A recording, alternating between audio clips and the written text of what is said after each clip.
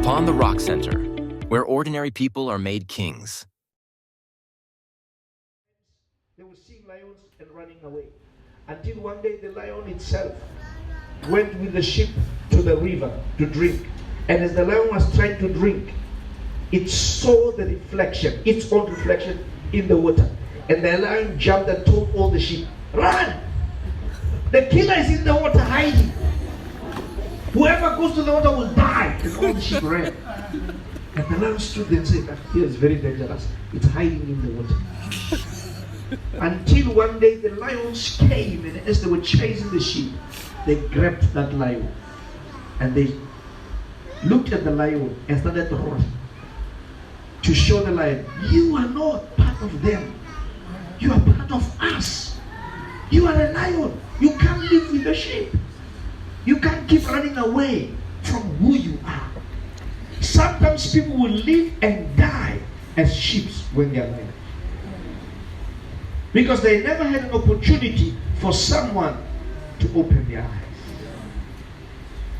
You must decide to find someone bigger than you in what you're dreaming, in what you're envisioning, and be able to learn from that person.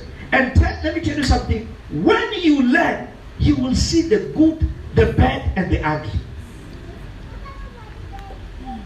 Learn very quick that I'm here to learn. I don't care if I see the ugly. I don't care if I see the bad. I just want to learn and grow and become as big as God wants me to be. It's important. I have learned to go to people who will challenge my faith, who will broaden my vision, because they've made it in life. Some people enjoy the company of people who are in the same level with them and the company of people who are below them. But that will not grow your faith. That will not grow your vision. Vision grows as you spend time with people who are bigger than you. And some of them, they speak things you don't like, but you have to be there so that you can get an impartation of where they've been, so they can learn the things they've learned. And never be critical of people greater than you, because you're not where they are. You don't know. If you were in that level, you probably do the same thing. I was talking to someone who said, "I don't like Kreflodola." I said, "Why don't you like him?" He said, "Kreflodola, if you invite him, he doesn't agree to take South African Airways or any other airline, business class or first class, and come here. He wants to come with his own jet. And the jet is very expensive. So I don't like him. He's too expensive." And I said, "Well, you never understand why. You will never understand why he does that. I will never criticize him. I don't even know why he does that. And I am not at his level, so I won't get it." I said, the same thing that you're saying about Kreflodola not taking a commercial plane and using a private jet. Same thing, there's someone in the village in Limpopo who's trying to invite a preacher. And the preacher says, "From Pretoria to your village and back, I need petrol of 1,500, including the toll gate." And that person in Limpopo says, "Why don't you take a taxi?" It's the same thing. The person is feeling, "You're making the gospel expensive. Now I have to pay with 1,500 to bring you, but the tax is 150 to come, 150 to go, 300 we can save, and the rest we can use it to grow the kingdom." It's the same thing. And he doesn't understand why you have to use your own car. He doesn't get it. He feels you're too expensive for the kingdom. So you are not in his level, so you won't understand it. So what I just do, if people are doing things I don't understand, I just leave them.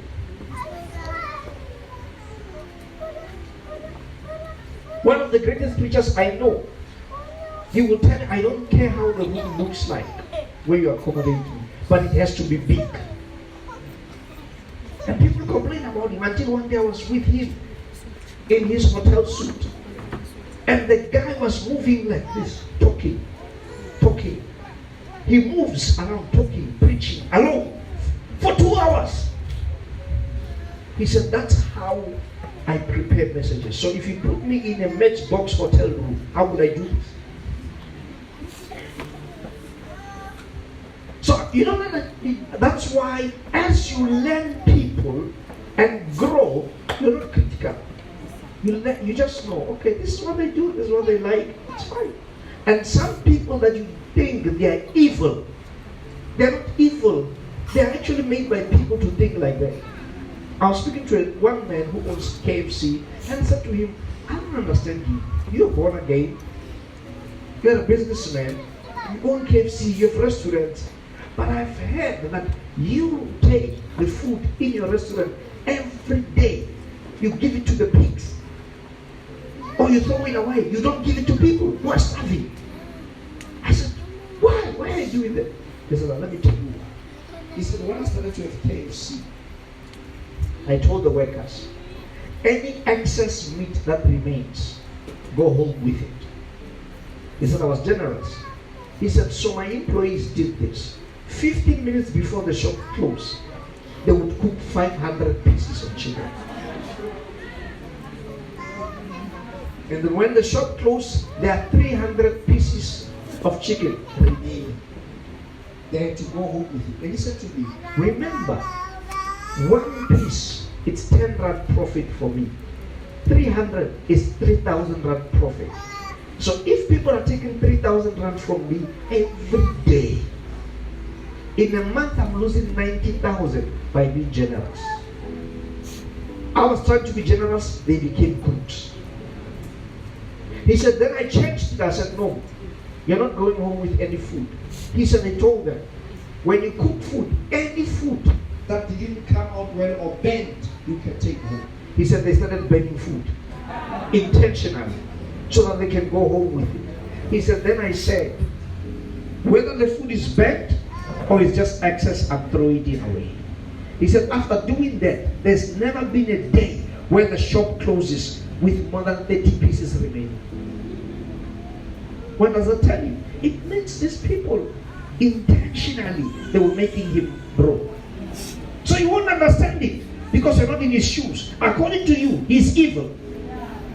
But people made it to be like that. I also spoke to one man who's running a factory manufacturing clothes. I said to him, I saw a video of you burning clothes, yet you have workers in your company who have children, and the children have clothes. He said, you don't understand. I told my employees, every garment that is a reject, I will give it to you. He said, 80% of the garments became rejects. He said, then I told them, every reject, I burn it. We no longer have reject. Now you don't understand. You look at people and say, he's evil. That man is evil, evil, evil. He will let people starve and throw away food. Find out why he's doing that. People made him to do like that. He was a good man. People made him to become like that. So when you want to grow in vision and you are learning from other people, don't go with a judgmental mind. You never know why they decide what they decide. You never know why they do what they're doing. You never know why when you invite a musician or a certain preacher, he will say to you, send me the name of the hotel, proof that the hotel is paid up, everything. The proof must be there in the contacts of the hotel. Then I can consider your invitation. You think, what does he think? We are born again. People have gone to places. I have also gone to places where I have preached. And after preaching, they would give me demon-possessed people. Once I'm focusing on the demon-possessed people, everybody will disappear. When I'm done with demons, there's no one, and I don't even know where I'm going to sleep. It has happened to me. I don't even know where I'm going to sleep. I don't know the place. I'm in the middle of Soweto. People are gone. I've casted out demons. I don't know whether I should ask the people that I was casting out demons from if they should accommodate. It has happened to me. So if somebody invites me, I want to know before I come, because I don't want to face the same thing again. So someone can say, he's just too impossible. You don't know what people went through before they decided such things. You don't know what people went through. Why people want return tickets here before they can come. Why? It's because they've gone through things. People have come and preached, and after the service, the organizers will disappear. He has no ticket to go back home. So now he says, before anything, show me the ticket, show me hotel accommodation, show me everything. If those things are not there, I am not coming. So the experiences, so when you want to learn from great people, don't go there with a judgmental mind. Go there, say, I'm going to learn. If there's something I don't understand, I don't understand it. I don't like it, but I will not fail to grow in the vision and in my anointing and in my faith, because I'm focused on the wrong things. I'm going to grow as I learn from them. And I've learned when I'm sitting with great people, I've learned to keep quiet. Because if you're sitting with great people and you talk, you may display your ignorance. You may show them how ignorant, how stupid you are by just talking. So the best thing, you keep quiet, you let them talk. Because when they talk, they are starting to share great ideas. And you learn, you grasp from the ideas. That's how your vision grows. Your vision grows because of the people you hang around. You hang around great people, your vision will grow. You hang around small people, they will make you small. They will make you small. Everyone, you must, for your vision, you must have a specific person who is modeling your vision, that you keep looking at, learning from him, from his victories, his mistakes. People who are very judgmental never go very far, because as you are learning, you will see people's mistakes, then you give up, you don't want to learn anymore. There is no person here on earth who is faultless. No person, not even one, who is faultless. Not even one person. That's why that's why we don't succeed usually as black people in what we're doing. That's why our football team never succeeds. Why? Because we put up a coach. He wins 7 games. We are excited. He loses 2. We fire him. Because we expect angels. Every nation you come across in the World Cup, their coaches have been with them for 5 years and above. I am yet to see a coach that will coach South African team for 5 years. I am yet to see a person that will coach for 5 years. You will never get to 5 years. They will be telling you how many mistakes you've made. And that is the failure of the black people. Go and check the rugby team, they keep a coach for years. Go and check the cricket team, they keep a coach for years. They are always in the top 5 in the world because they keep coaches. They are not focusing on the coach's mistakes. They are building with him. Check the South African football team. 1 year is too much. That's why we are nowhere in soccer. That's the mindset of black people. You must be an angel that will follow you. You make one mistake in your business ideas, we don't want to hear anything about you in business. We'll look for another businessman. It doesn't work like that in the world. It doesn't. Go and check everybody who's in business. Donald Trump became a millionaire, make wrong business decisions. He became so poor, he was staying in the back room of another person. And he built again and became a billionaire. And he said, losing my millions has taught me how to make my billions. And people think he has always been on top. But there was a point, if you want to learn from him, you ignore that. You learn from his success. That's how you make it in life. Everyone, let me tell you, everyone you adore, there's a dark door you don't know about him. Whether it's a musician, sports person, a politician, I can tell you now, without a doubt, I'm not prophesying, I am 100% sure about this. Every politician you see in the parliament there's 400 people, and in all the legislatures put together, all of them, the councillors and the mayor, not one of them can say, I have never done anything wrong. I am sure. If we can decide today that we are going to go on 100% corruption search. Any link of corruption, one link of corruption, you are out. We will have no parliament. I can tell you that. I'm sure. There is something, all of them, there's something that they did, which they all pray no one should know. It's because God does not allow a human being to be infallible. Because if he can be infallible, he will call himself God.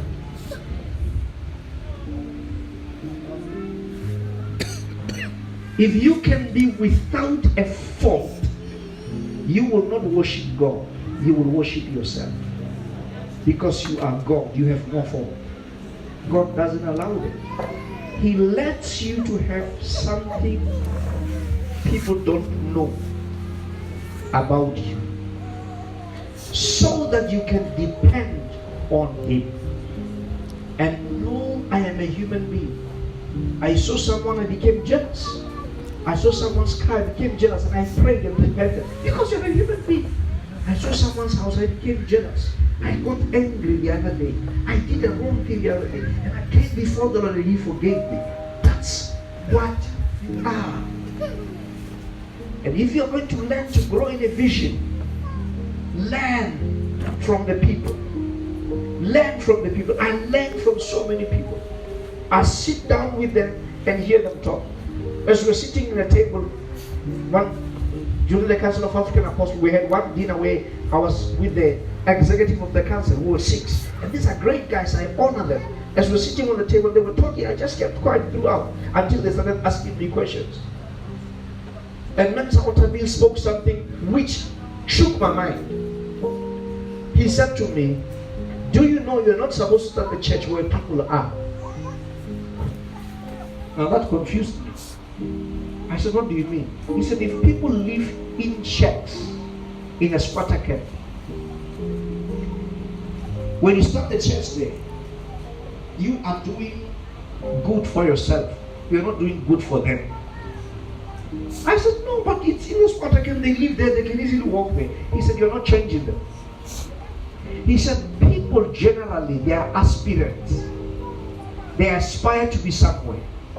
If you want to change them, start a church which is not a shack. Beautiful, put carpets, make it nice. Organize a bus that will move them from there to that church. You are showing them where they should be. He said to me, that is aspiration. You are taking them to. So he said, if people are staying in shacks, you put them in a church that is a shack.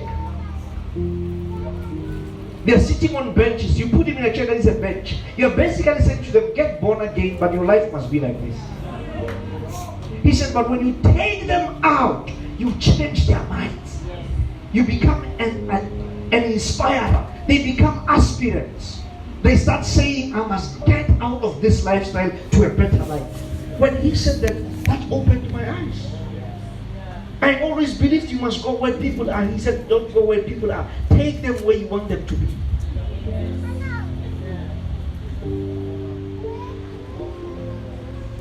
So when you're sitting down with great minds, before sitting down with Mensa Otabil, 5 days before that, somebody was telling me about Mensa Otabil.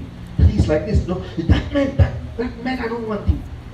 When I went to him, I moved to that and I sat down and listened to him, and he changed my mind. Had I focused on what they told me about him, I wouldn't want to hear anything from him, and I would not have transformed. I would not have transformed.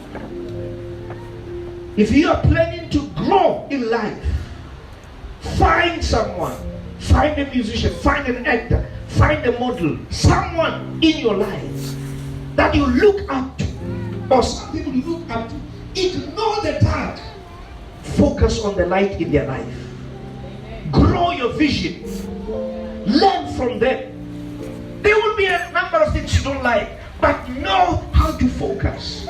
And some of them will talk things that don't give sense. I have a friend in Zambia. He's an Italian man, not born again, drinks a lot. He's a good friend of mine. I like him because when I'm with him, he challenges my mind. The other day, we're sitting down here, and he said to me, I don't understand. Why? I mean, to me, it was a very foolish thing. But after that, I had to listen to it. He said, why do people battle to buy houses? And I said, what do you mean? He said, just a simple house. He said, I am buying islands. Why people battle to buy houses? And I had to talk to him and tell him why. And he said, one guy called me, said they have repossessed his car. A mere car. Because he has 2 private jets. He doesn't understand why you lose a car. But I like to be with him and learn from him and hear what he says. Hear his brain. Hear how he does things. The first time I met him, when we met for the first time, I was with my wife.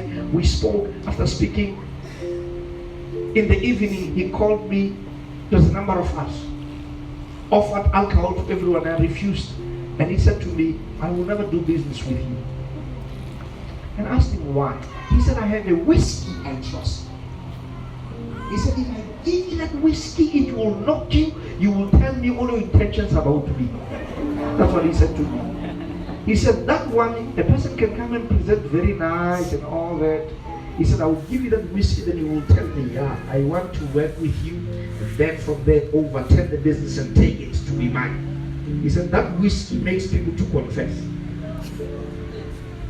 So I said, what type of whiskey is that? He said, it's dangerous. It makes everybody to confess.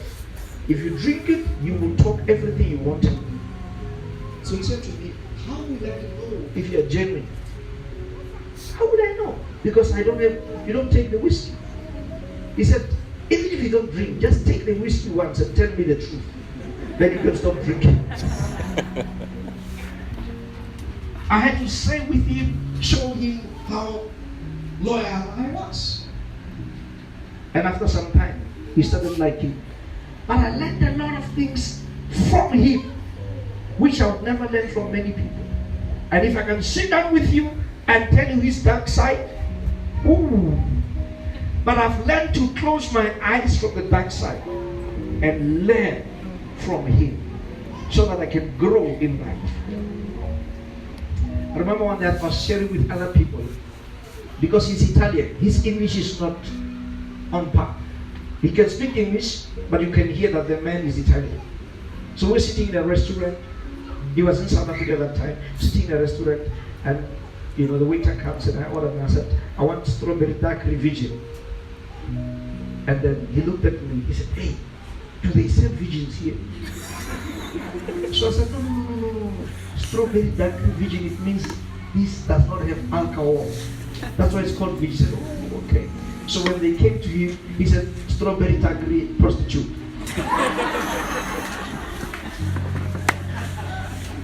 So I said to him, you didn't have to say prostitute. Strawberry daiquiri by itself, yes, alcohol. He said, no, I wanted the one that is serious. That's why I said prostitute.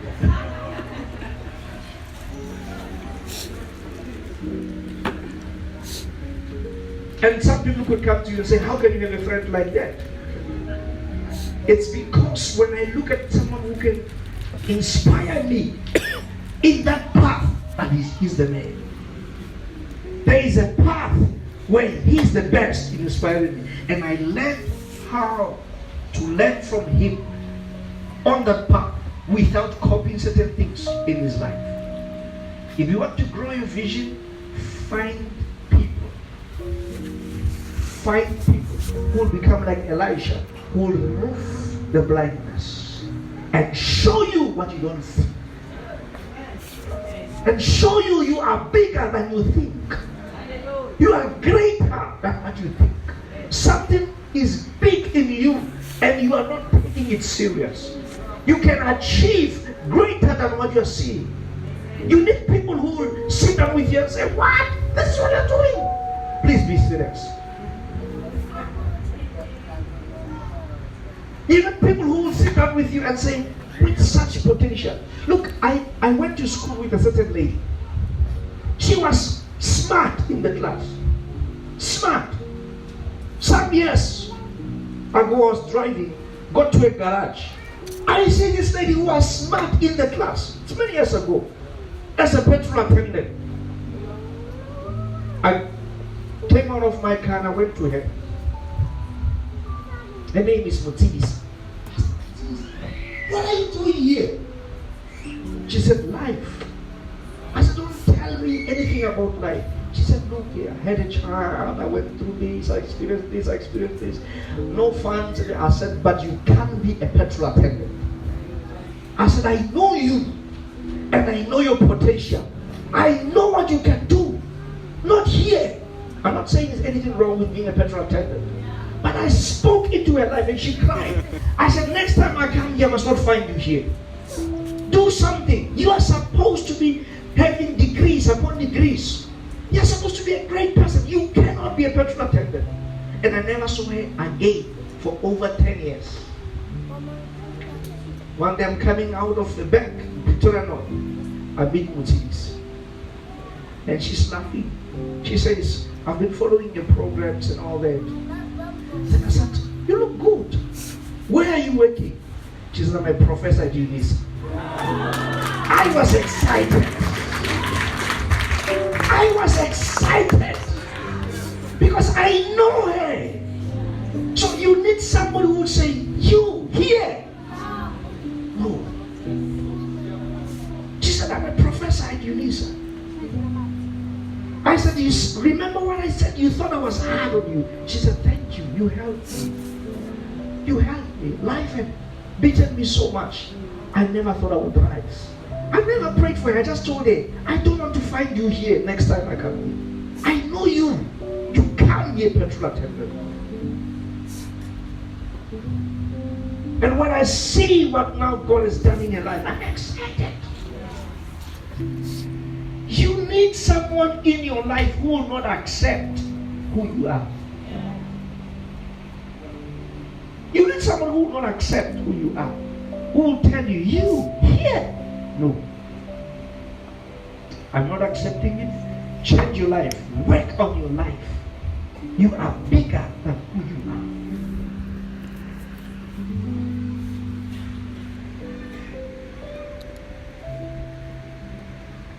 And I can tell you, if somebody can remove things from your eyes, your life will change. You need someone who can remove things in your eyes so that your vision can grow.